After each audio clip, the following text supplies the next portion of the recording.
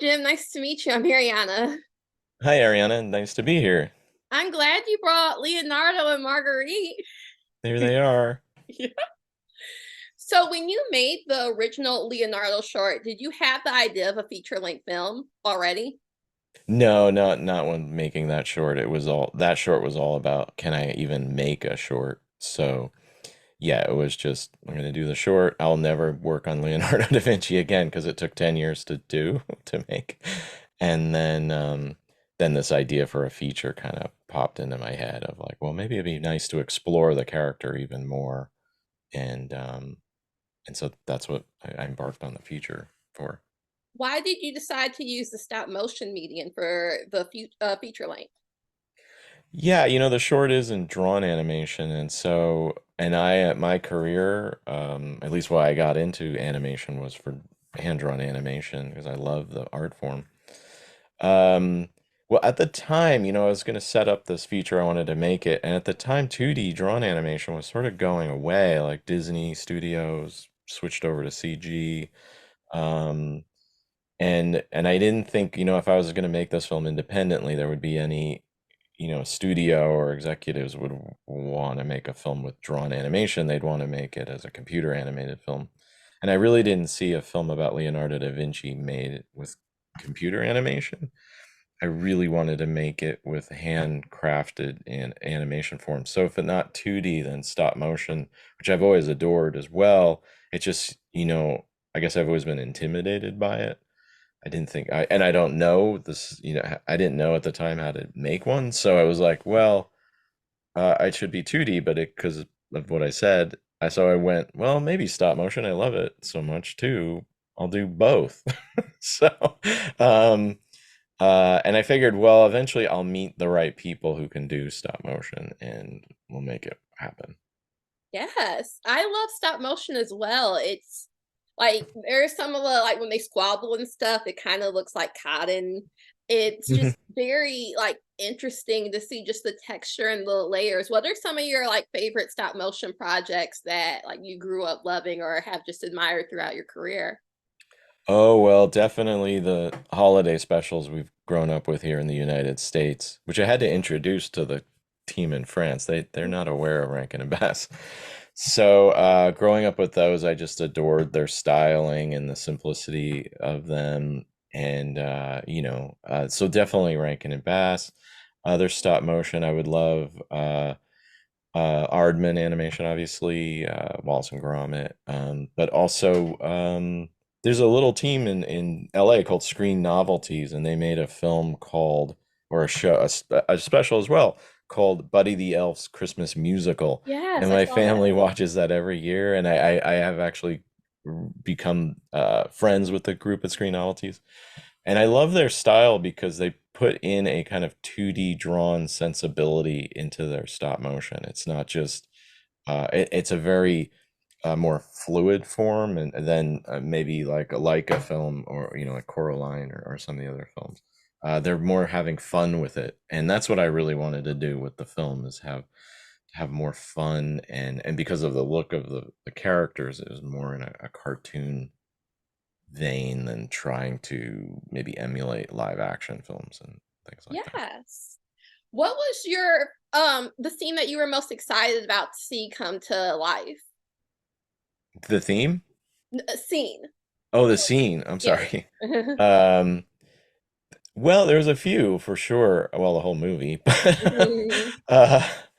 uh, definitely, there's a sword fight in that. I really wanted to make it both comical but also a fun, like exciting, duel. The pageant at the end of the film, I Mhm. wanted to make it feel grand.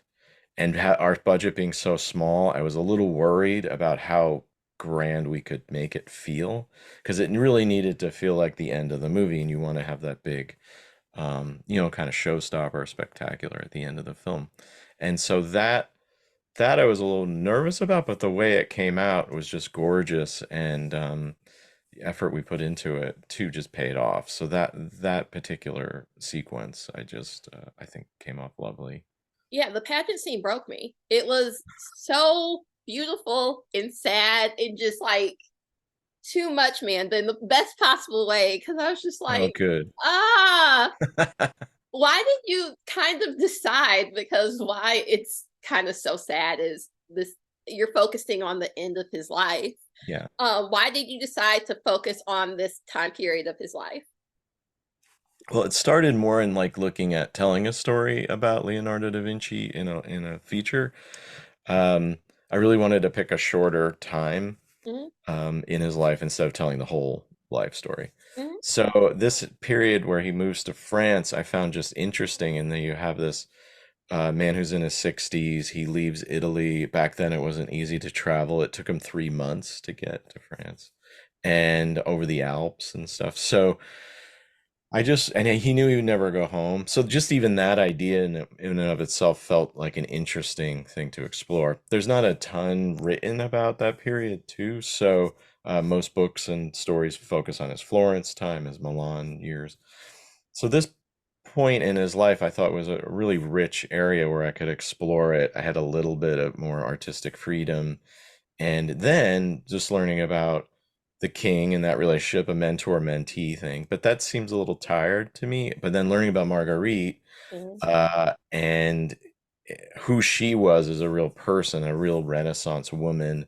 She, wrote her own books. She was a fan of the arts, was a supporter of the arts, a patron of the arts, and just a wonderful woman and powerful woman that I thought, well, maybe Marguerite learned more from Leonardo da Vinci than the king did, because the king kept being a king.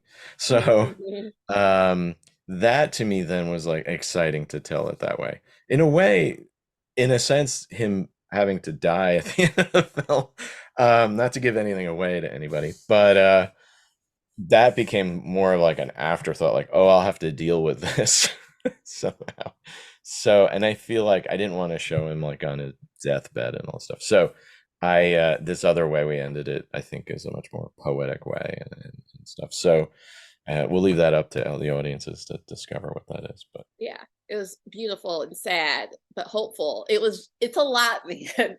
um, Marguerite and Leonardo's relationship is so interesting because it's definitely this connection, but it's not romantic by any nature. mhm. How was that kind of like to explore that relationship in this meeting of minds and how they both affected each other in such a beautiful way? Yeah, I have two daughters, and I really wanted to make a powerful woman character come to life, and it was kind of in the idea that I knew Leonardo needed to pass on sort of his legacy to the next kind of generation or the modern era. And to me, Marguerite began to represent that idea. I mean, just based on who she really was, the actual historical figure, because she very much pointed to a more modern woman. And I felt like I needed that character being, I don't know, sort of a partner with Leo in that sense of like an intellectual partner, a woman, not a woman, but just a person who would understand him finally. Because I always thought of Leonardo, he'll be the smartest guy in the room, but also the loneliest because he has no one he could tell his crazy ideas to, like flying or the secrets of the body and what he was discovering. So being able to have a figure like Marguerite as his person he could talk to and um, actually become a confidant, it became a really strong relationship between the two.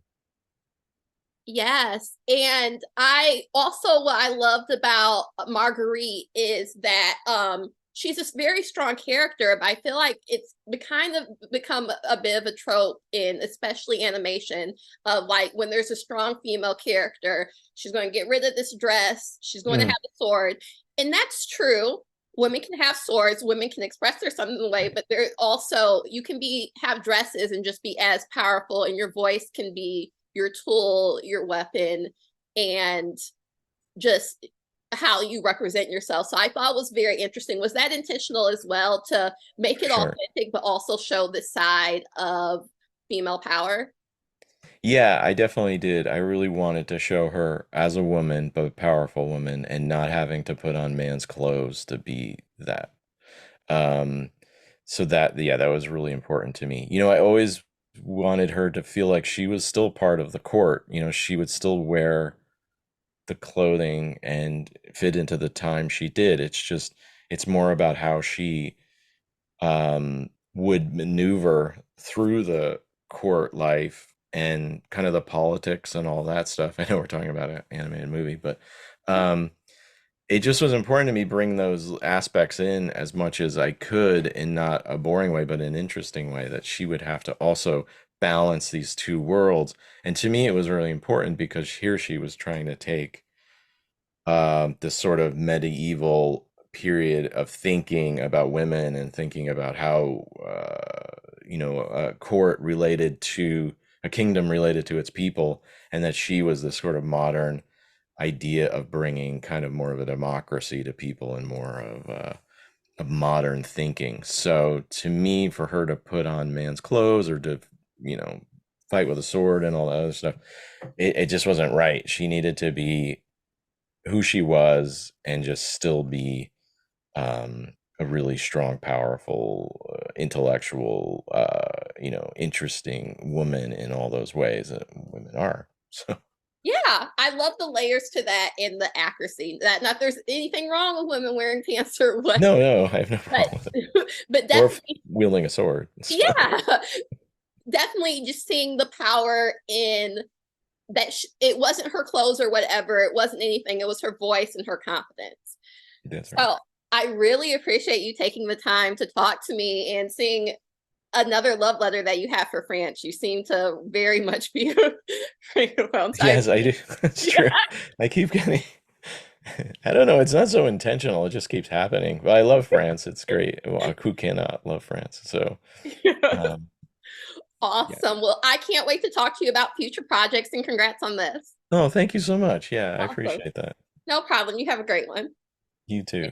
Bye.